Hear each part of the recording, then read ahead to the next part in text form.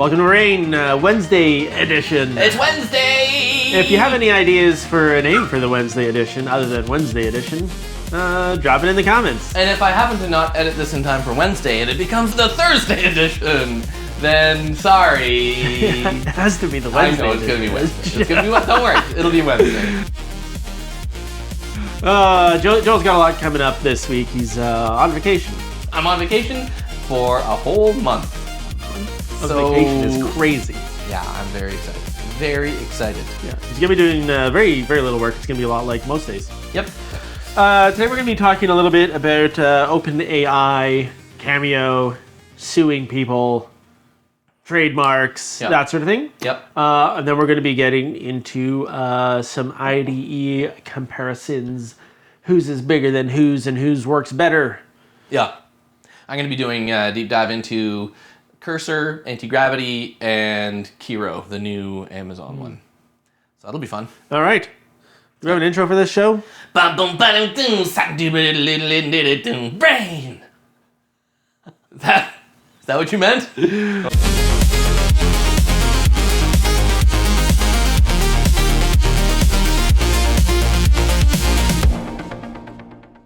I can't remember if we played the intro for this one, but... we do. We do. I always put the intro in there, but that's the new one. That's the new one. That's the new one. Yeah. All right. Yeah. If you joined us on Monday, you probably heard a little bit of my rant on how ChatGPT 5.1 has been really letting me down lately. Four strikes in the last week where it just totally hallucinated some stuff. I'm going to get to that in a moment. But first I want to talk a little bit about Cameo.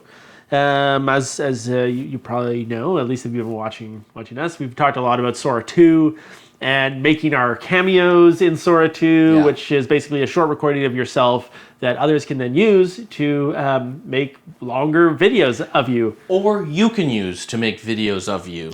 Right? You can use your own likeness to make your own videos, and we've done a bunch of those. Yeah, that's probably the primary use. You do have to share your Cameo with others in order for them to be able to make videos. Yep. First, Joel was very reluctant to share his Cameo. And if you knew Dave, you'd understand why. And we've got a couple of friends that we shared Sora invite codes with, and they still refuse to share Why, Dave? their Cameos. Adam Maines and Brandon Perkins. Yeah, feel free to look him up on Instagram or wherever and comment on their latest post. Share your Cameos. So they launched this, they have that feature called Cameo within Sora 2. And then surprise, surprise, little did they know, there's another company called Cameo. And probably a lot of people have heard of it, even if you've kind of forgotten about it lately, which I have. But Cameo lets you hire out-of-work old actors that used to be famous. That's not true. D-list, C-list, washed up. People that you love and admire. Colin Mockery, for example. I think he's on there, and he's always awesome. Yeah. So, anyways, you can hire people. They'll say like "Happy Birthday, Joel," or "Merry Birthday, Jimmy," whatever, whatever you want them to say. Right now, whatever. But most things they'll say. Yep. Point is, the program's called Cameo. The company's called Cameo. Yep. And so OpenAI just thought, that's fine. We're just going to use Cameo anyways. What's the worst that could happen? Well, Cameo filed to block OpenAI's trademark of the term Cameo, which, I mean, can you imagine the gall of OpenAI to try to trademark it when there is a business that has that name and that business is all about making videos of famous people who show up in your videos? Yeah, there's way too much overlap. And so it went well for Cameo, the real Cameo, and so OpenAI is now abandoning the name Cameo. They're going to rebrand it. Makes sense. Now, what I was wondering when we were recording Monday's episode was, are they just gonna like find and replace all the UI elements named Cameo, but actually all the variables are still named Cameo in the background? I'm sure the columns of the database Cameo. Yeah, when they get OpenAI, when they get like ChatGPT to rebuild the code base, they're just gonna say like just change the outer stuff, but the inner stuff keep it the same. Don't worry about it. Yeah. I was also thinking about how many times have we launched. So we launched together between the two of us 15 Kickstarters. How many times did we launch a product and then somebody was like, "We own that name."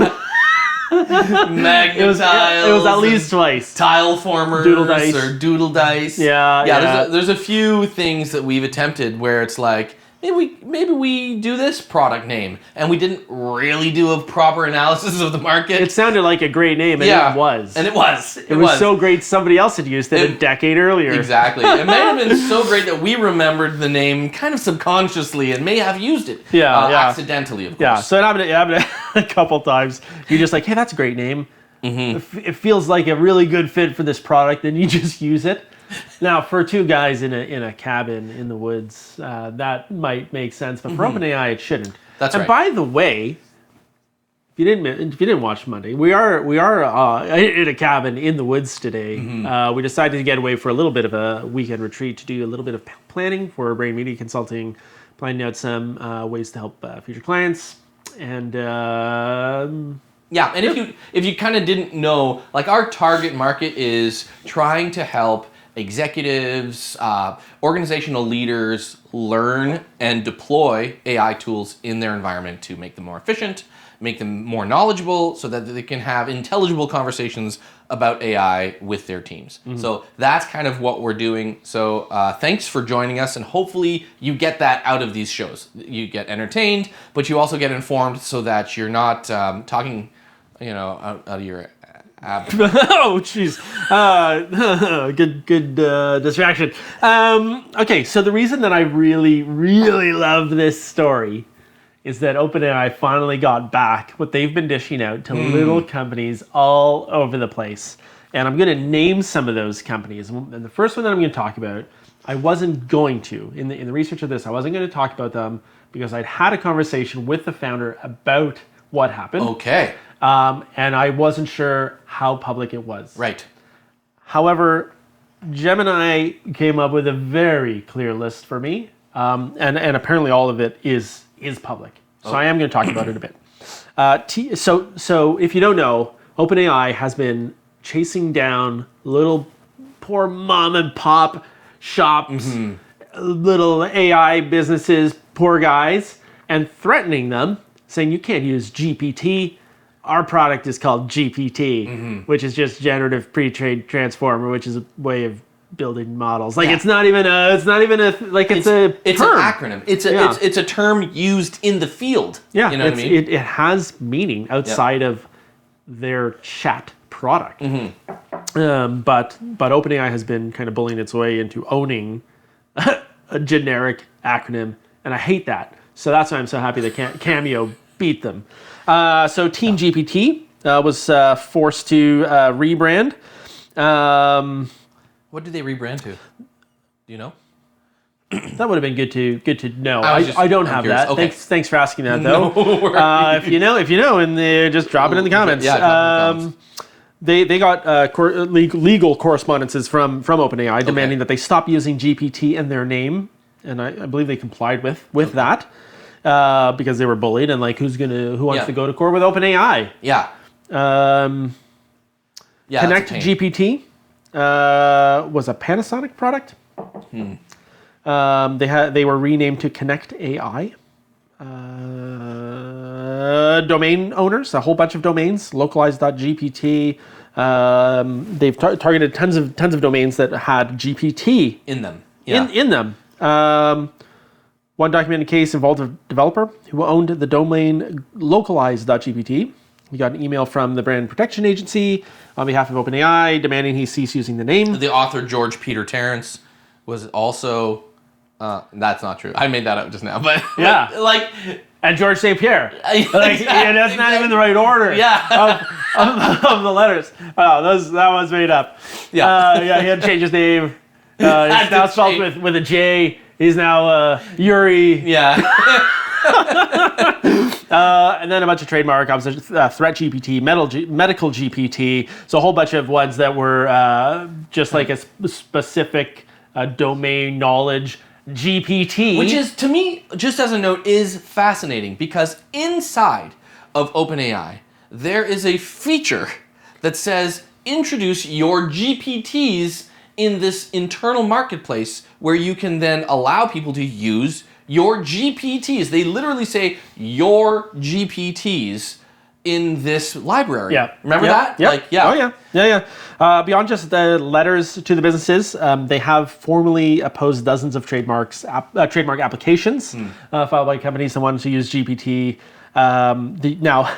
The U.S. Patent and Trademark Office has repeatedly rejected OpenAI's application to trademark GPT. They've rejected it over and over again, ruling it as merely descriptive of the technology, which it is. But that isn't stopping OpenAI from bullying little companies. Right. And some are complying, as you've said. Oh, many of them are, because they're afraid to have to go up against OpenAI. Yeah, for sure. The thing is, if you get dragged into a court case with OpenAI, they're going to drain all your money before any decision is reached. Yeah.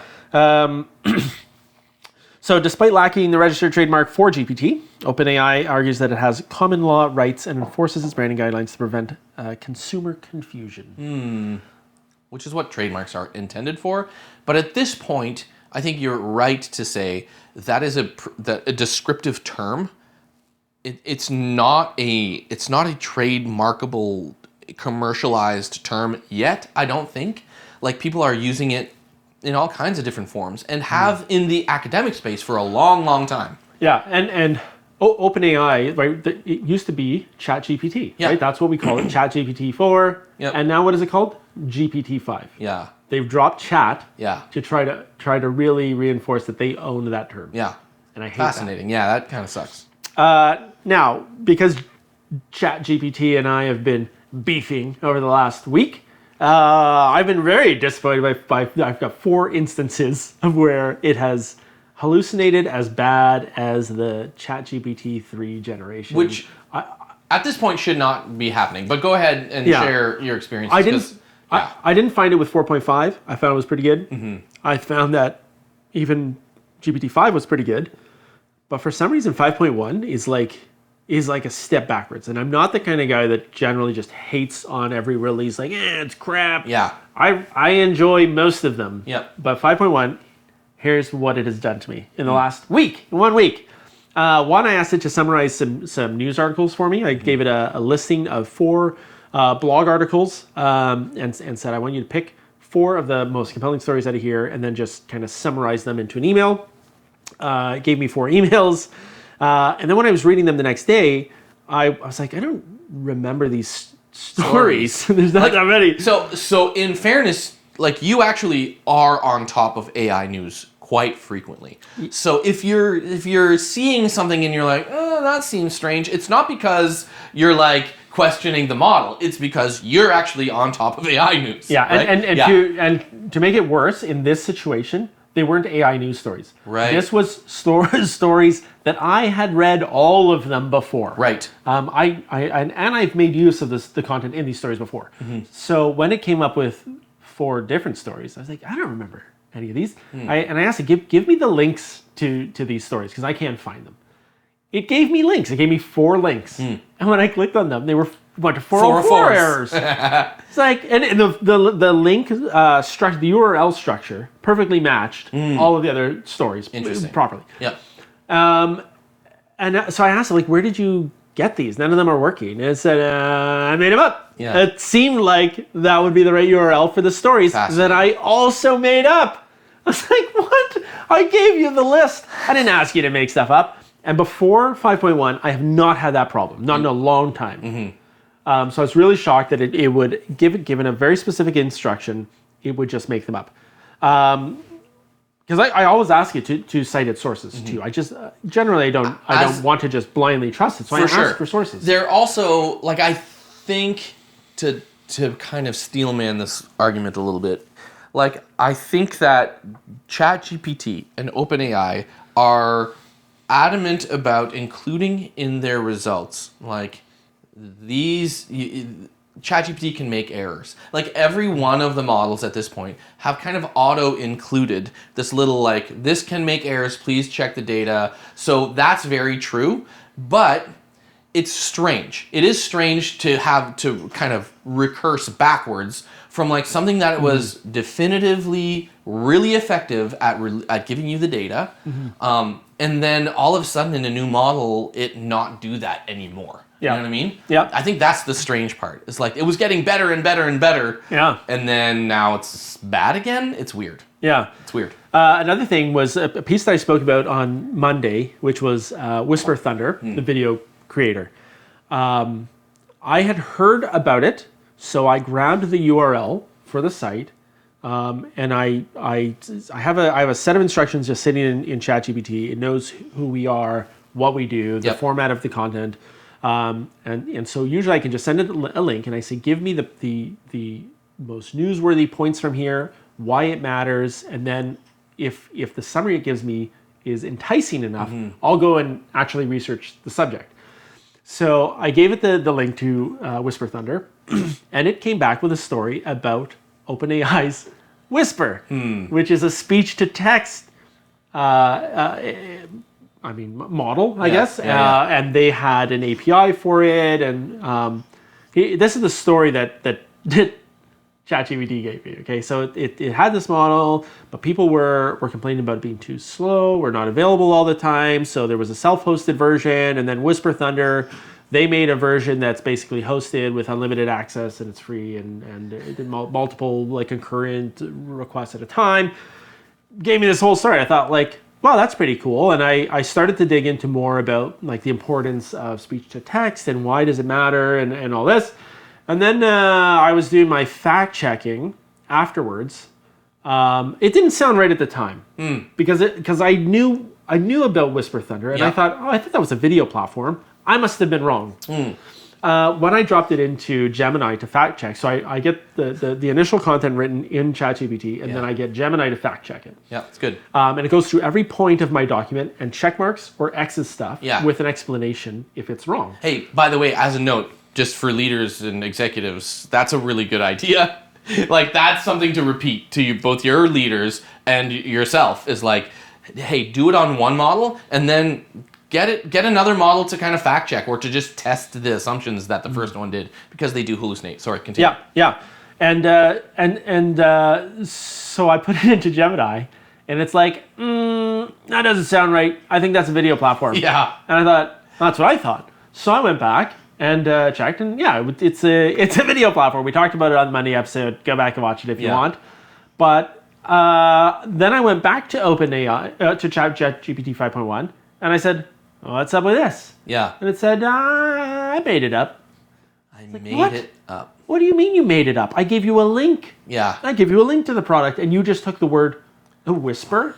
And Thunder. Not even Thunder. Oh, wow. It just took Whisper, and it said, if I were Whisper, what would I become if I were Whisper Thunder? And it made this like fantasy story about the character arc of Whisper. It's ridiculous. We're in a weird time.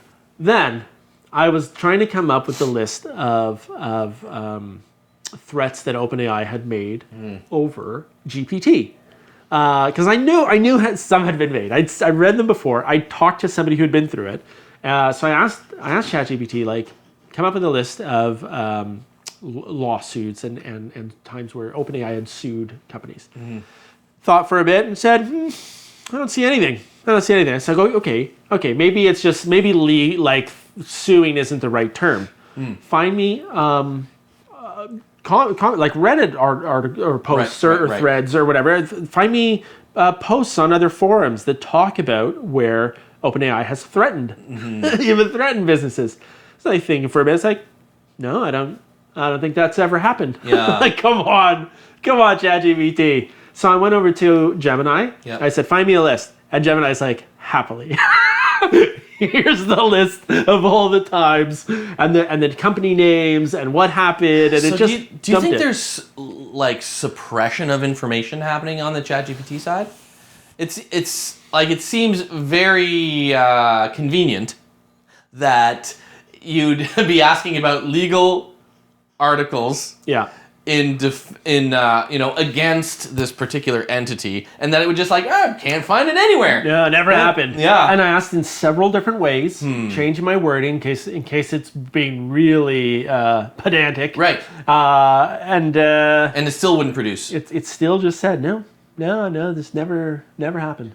Wow. Crazy. It is crazy. Is it defending itself? Who knows? Who knows? Who knows? Who knows? But I actually think that sort of thing needs to be talked about more. Yeah, I agree. I agree with that. I think as we align ourselves with the models or align the models with what we need from them, I think like this is one of those points where Elon Musk kind of probably has a point. Like true like seeking truth, right? That's kind of Grok's thing, is like perfectly truth seeking. So it's looking for factual information. It tests itself against its assumptions, and so because they're so good at just tokenized output and probabilistic outcomes, it's easy for them to make up things that sound right, right? Yeah. So yeah, I think a properly truth-seeking AI is definitely worth pursuing. Yeah. So I'm glad that they're out there. Grok is out there, kind of doing that end of the spectrum. It would be interesting to see what it would have come up with in some of these requests. Mm-hmm. Yeah, we haven't really touched Grok much on the show, but it's probably something I'm going to do more of. Yeah, Yeah, we do need to explore some of the other guys. Yeah. Yeah. Now that's why like I'm borderline ready to move my subscription out of OpenAI and just everything over to Gemini or somewhere else. It's interesting. If I'm looking for company information, I generally use Perplexity as like my tool of source for looking for corporate information. For some reason, I've just kind of landed there more. When I'm trying to be creative or do creative things, I tend to use ChatGPT. When it comes to like getting things done, for some reason, I'm using Gemini. It's like I've kind of cordoned my thinking into different spaces based on what seems to be most performant in that space. That's fair. And I find ChatGPT is very friendly and fluffy, like too much so. And I prefer the way Gemini speaks. I think it's to me it's almost time to just make the move. Make the switch. Yeah. Yeah. I got a lot of ChatGPT and we got a lot of history. Like literally, there's a lot of chat history. Yeah. And custom GPT set up and like he knows a lot about me. But I bet I could just ask ChatGPT like give me a summary of everything you know about me, and then just go stick it in Gemini. Yeah, I do wonder if at some point there's going to be models or platforms, LLM platforms, that do ingest both the inputs and the output, the thinking output of different models into, just like ChatGPT's Atlas browser kind of takes whatever you were doing in Chrome or in whatever other platform and just kind of absorbs it all, and then you're just like using another browser without. Man, the migration was so easy, but it's because it's effectively Chrome, right?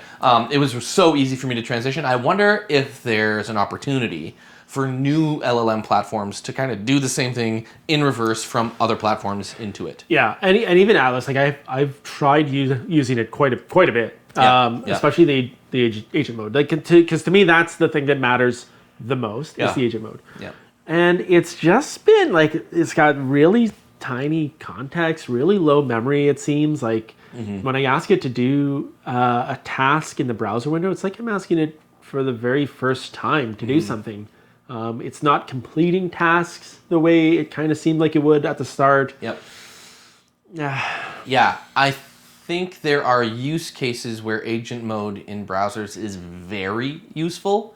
And I'll talk about those in the IDE conversation, but I agree with you. Like agent mode in Atlas seems like a novelty. You know what I mean? Still. You can do some interesting things, but it's still a novelty. Yeah. There are a few, again, use cases where it makes a lot of sense. But I'm telling you, Google is very quickly, if not has already, surpassed agent mode inside of ChatGPT, inside of its tools. Yeah, so, and even Gemini in the browser isn't great. Yeah, for sure. But it is, to me, I agree, it's doing better than ChatGPT now. Yeah. Amazing. Let's talk about IDEs. Okay, so I have been, I've been working inside of Cursor as my main IDE for developing projects and prototypes for, I want to say, well, since last year. I started in December of last year working inside of Cursor as my main IDE for building whatever prototype. And I build a lot of prototypes. My use case generally is I have a problem that I'm trying to solve inside a corporate environment, and I need to quickly come up with a solution that will fill the hole, fill the gap. I build a little tool, use my agentic kind of code IDE to kind of get through the problem set, and then I deliver that to my teams. Yep. And we've seen a lot of benefits from doing that. Video translation models and tools, all kind of YouTube recommendation engines, all kinds of really interesting little tool sets just for my team. And that's perfect for what it's for. Yeah. What a lot of people will try to do, and even I'm guilty of it. Me too. It's like I'm going to start a SaaS business. Yeah. With a prompt. Yeah. And expect that it's going to build everything perfectly. Yeah. Right from the start. In fairness, I have like 12 of those going right now. Yeah. Yeah. So I like that too, but yeah, and to a certain point you can do that. Yeah. But once you start, if your user base scales beyond a certain point, that's when you're like, my Claude generated version is okay, but maybe it's time to get a developer to get in there and streamline some stuff. So, but team tools is perfect for that. For sure. Where it's like a handful of people using a tool. Yep. Man, it's quick to do that. Absolutely.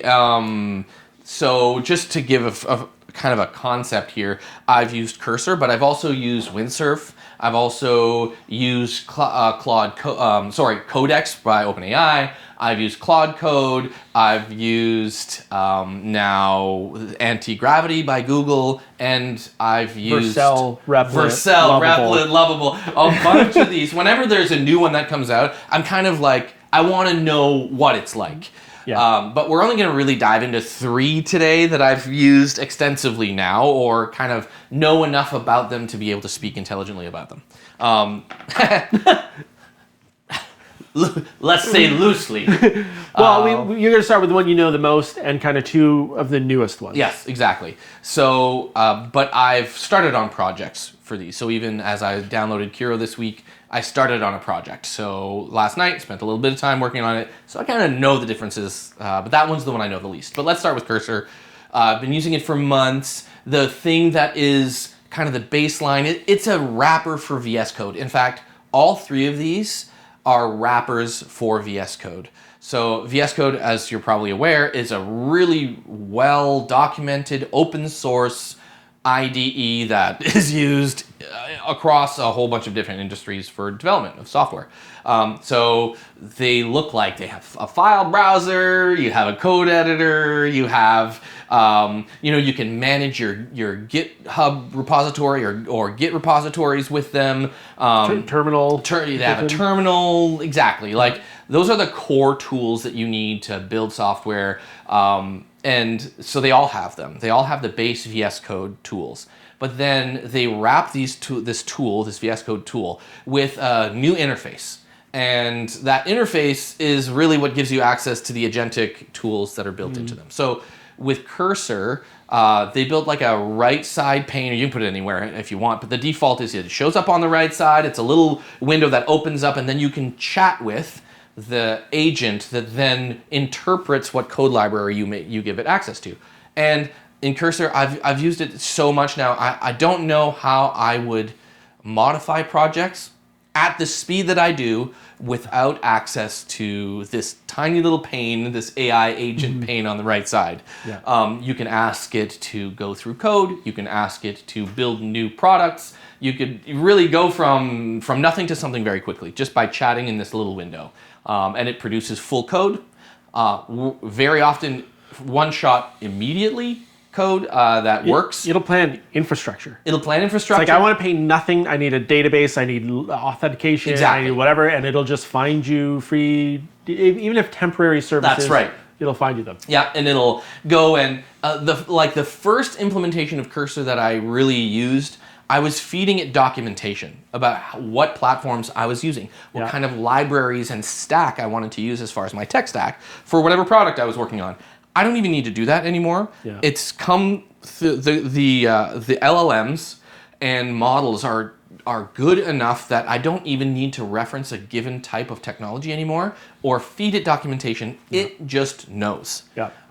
So Cursor I've been using for months. Then Gemini 3 came out, and Google introduced Antigravity. This was 2 weeks ago, 3 weeks ago, something like that. 2 weeks ago. So I have been using it almost exclusively with my tool Blockstack Designer, so blockstack.app. If you go to it, you can... Little plug, not a sponsor. not a sponsor, but could. No, just kidding. Maybe we do that, Dave. Kind of a sponsor. We do have an exciting sponsor coming next week. Which is gonna be great. We did have Kaleo for the first little bit, and now we have another great fundraising agency partner joining us in 2 weeks. Yeah, super pumped about that. Yeah. Yes. So I started using Antigravity. Yeah. And the difference I can say between Antigravity and Cursor is that you now have like workspaces, agentic workspaces. So you define a workspace. You can say, hey, I want these 4 agents to be within my Blockstack workspace, and they can all be defined as working on different types of problems. And they can work in tandem. So for instance, I can define an agent as, I want you to work on the front end code base. And then another agent, I want you to specifically work on the database structure. And then another agent, you can say, I want to specifically work on ops. Will they communicate? DevOps. They communicate to each other. What? Yeah. So you can set them off on a path, and you can say, when there's a database issue that happens on the front end, just this agent to deal with this guy. Ask this guy.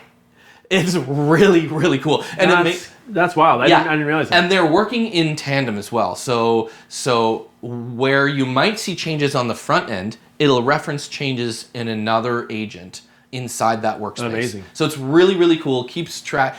If you were to not do this, it would effectively be Cursor.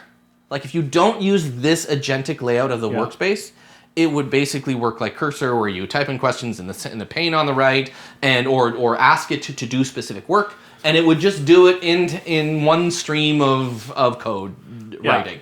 When you're setting up these agents, using your example there, with the 3, do you have another one that's kind of managing all of them? Are you saying, you go do this, you go do this, you go do this, or do you tell one guy, set me 3? So Gemini, yes, the AI that Google launched, Gemini 3, is managing the 3. Wow. So you don't have to tell it. It just knows, oh, this is a workspace. These are the common agents in this workspace. Okay, Gemini 3, from now on, when I type something and it's referencing any one of these types of definitions of workspaces inside this workspace or agent in this workspace, just address it. So do you have, so you've got a 49-inch? Yes, monitor? A 49-inch monitor. Mine is arriving tomorrow. Oh, it's so good. My wife is going to go, it's going to be like, ding dong, Amazon, and the box is enormous. And we're going to be here. I was explaining to her, though, like with a 49-inch monitor, I don't know about yours, but mine can handle 2 HDMI inputs at once. Yep. So the left can be one laptop, the right can be another laptop, or it can be the whole one computer. And so I have a KVM as well. Nice. So that I can have my keyboard and mouse and then switch between one or the other. Because I want to have like all of my development happening on one, while emails and chats and all like the admin exec stuff is on the other side. Could I, or do you, have your Antigravity? I'm trying to picture like all the way across, and then have a column for front end, column for back end. Like, do you have a pane that's for each worker, or are they all working in one pane? They're all working in one pane, but if you can imagine, VS Code has like this left, middle, right. On the left side, there's this like agent view. So there's the code editor view, which is the normal view everyone knows. It looks exactly like Cursor. And then there's this agent view that is totally different than what VS Code generally looks like. It properly has taken over the VS Code view, and that is the agentic flow. It's like the agent mode. It's really cool, and you can set it to full automation, like so that it does all the work for you, or you can set it to like, I want to interact with the agents. So it has different levels of... Wow, very cool. Yeah, it's really, really great. So that's Antigravity. That's amazing. And I've been using it a lot, and it works really, really well. Yeah. When we talked about it 2 weeks ago, it was a lot about like here are the things that have been launched, and there's no way you can dig into 8 different products in like 4 days between the release and the episode. Yeah. So I poked around a bit in Antigravity. I was like, this is a lot like Cursor, and then I went back to Cursor. Yep. And also, I ran out of tokens in like 2 seconds, and I was like, how do I pay for it? I spent as much time looking for how to pay for tokens, and I was like, I gave up. Where are you going to actually pay for these tokens? So, and is it way more expensive than Cursor? Because Cursor's like $20 a month, and then forget about it. So, admittedly, I have a enterprise $200 a month access to AI Studio, Google's AI Studio, which gives me access to, and I so far haven't hit my daily limit. It gives a daily limit of token usage for each of the models. There's Google Gemini High, Google Gemini Pro Low, and then there's a bunch of other previous 2.5 Flash, 2.5s, and you can access any of them. Does it switch between them at all, or does it just stick to the one you've asked for? As far as I can tell, it sticks to the one that you choose. Because 2.5 was pretty good. Oh, yeah, it is. 2.5 Pro was actually a really good model. Yeah, and for speed, 2.5 Flash is great. It's like super fast and a good coder. And I also noticed in the agent list on Antigravity, it had, there's a squirrel. Sorry, it's a squirrel. We are in a cabin. If you're listening on Spotify, we are in a wood cabin in the woods at a place called the Pinery Provincial Park in Ontario near Lake Erie site. Anyways, don't come find us. We'll be gone by the time. Yeah, just behind your head is a squirrel. Sorry, that's such a distraction. But a little bit of a side show here. Like, I love mixing incredible technology with going back to the basics. Yeah, me too. Like the fact that we can, between episodes, go out, we're going to chop some wood, make a fire, barbecue some meat, and then come back and talk tech. Like that is such a cool intersection of it is fun. hobbies. You made a short this past week about like Neo bringing me or washing my stuff in the river and bringing me it's that being torn between wanting the latest technology in a subservient robot, but also wanting to escape from everything urban and be out in the woods. Exactly. Neo's Figure 3's chopping wood because Neo's not strong enough, but Neo can do the laundry in the river. He's got waterproof hands. That's a different episode. So I did notice in Antigravity that Claude 4.5, Sonnet, and Haiku were available as models. Yep. How does that work with the tokens that you're paying for through Google Pro and all that? Truthfully, I do not know. Okay. So I will not answer out of ignorance. I'd rather just say, so far I've used the Gemini 3 Pro high and low, and I've used Gemini 2.5 Flash. So basically, I've been testing Antigravity with its own tool sets. Right? Yeah, I love it. Yeah. I love it. And then at some point, I'm sure it'll be like, I've reached my limit maybe, and I'll switch over to Claude 4.5 Opus and then use all my tokens there again. Yeah. I mean, it may be just part of my frustration with ChatGPT of the last week. Might make me switch over. I do have a Pro account. It's not the enterprise account. But maybe it's time to put all my tokens in one basket. Yeah. I hear you. Although that brings us to the next IDE I want to talk about. All right. Which I've been waiting in the preview list, basically the early adopter list, they announced it 4 months ago. It's called Kiro. It's by Amazon. So it's their own wrapper for VS Code. Yeah. But it looks very different on initial install from the other IDEs. It looks very friendly. It does look very friendly. This little ghost floating around. There's colors. Yeah, it's not just black and gray. Exactly. It feels very approachable.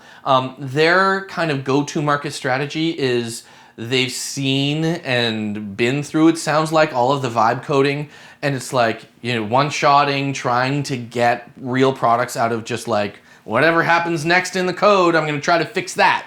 Right, that's kind of the vibe coding mentality, and they have that mode. But their approach to the marketplace is building specs first, and then from that spec library, build out a proper framework for working code.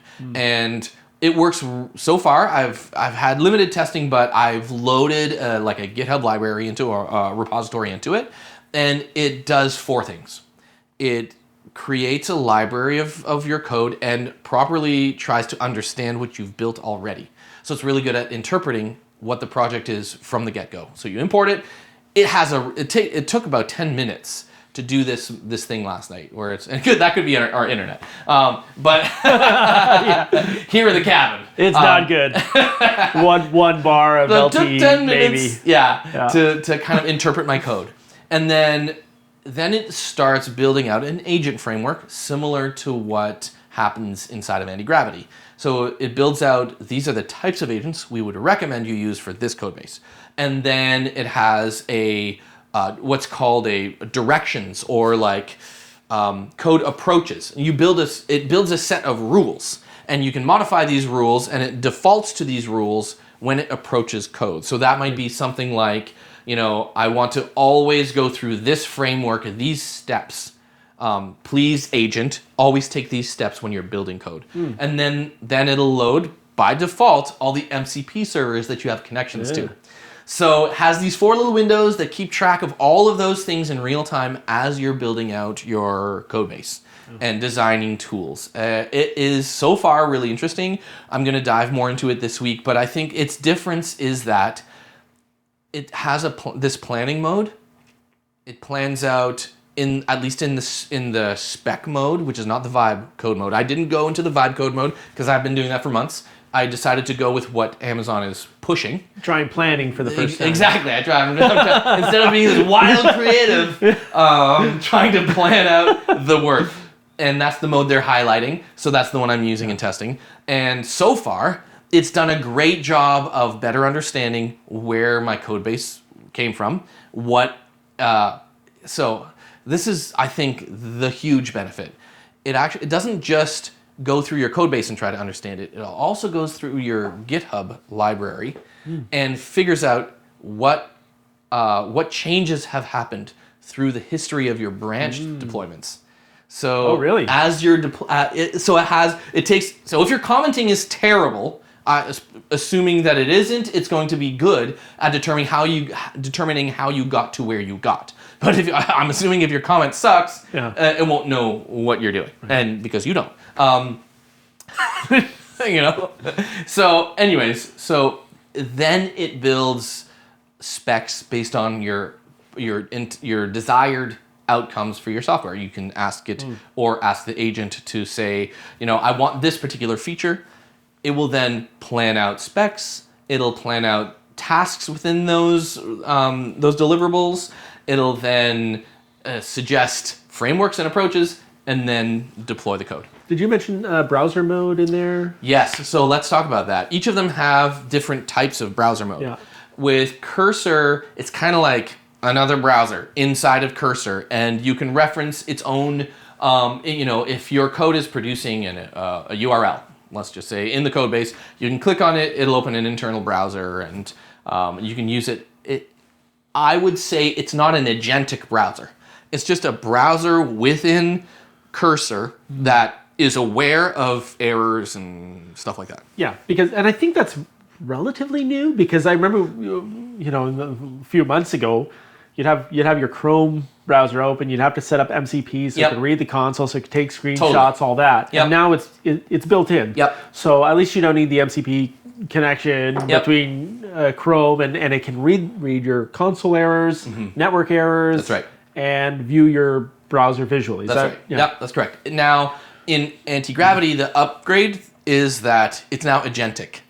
Right. So there's a mode where you load the browser in Antigravity, and it kind of does the same thing as agent mode for ChatGPT Atlas, where it kind of has like a sparkly window over top of your thing, and it takes control of the browser, and it'll interpret.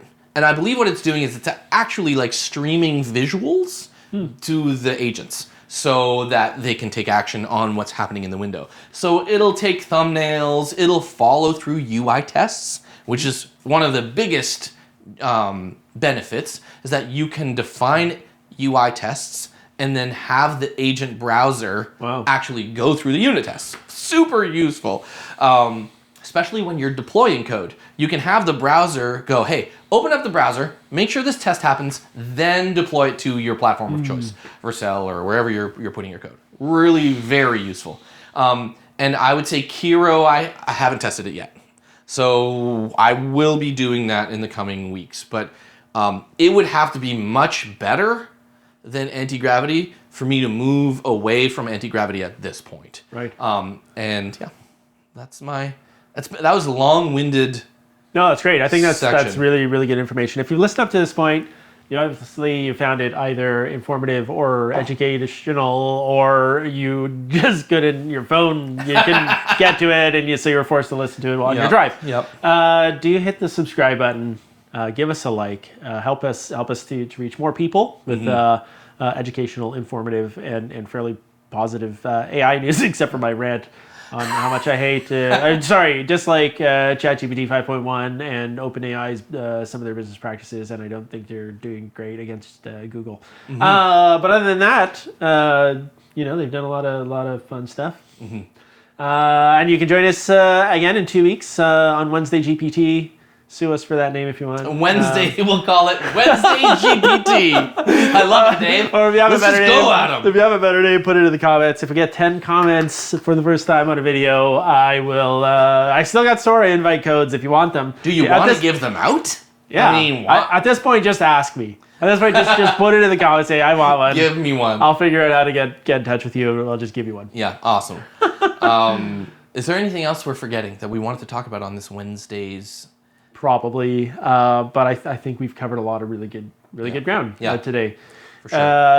Hey, I do want to say, if you want to talk about how your team members or people in your organization are using AI, want to deploy some of these ideas or use any of these ideas in your organization, we do have a consultancy that we go alongside businesses and help them out. So you can go to brainmediaconsulting.com. The URL is here. And then just follow through, get a booking on there, and you can either have Dave or me or both Dave and I doing a consulting session with you, and we'd love to do that. So a little plug there. Yeah, it's great. Thanks for joining us. We will see you in 2 weeks when everything has changed all over again. Again? Goodbye. Yeah, bye.